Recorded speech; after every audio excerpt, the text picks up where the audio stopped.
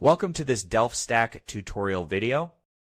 In today's tutorial, we will learn how to reset your Chrome Sync passphrase.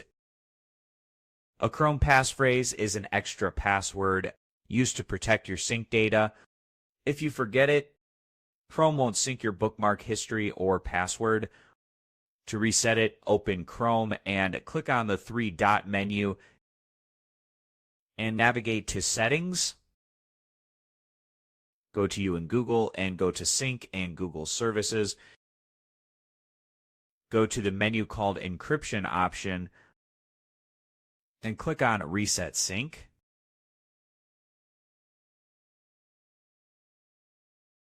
Scroll down and click Delete Data. Click Delete.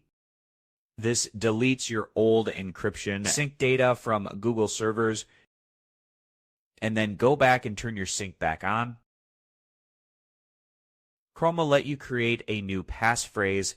Thanks for watching.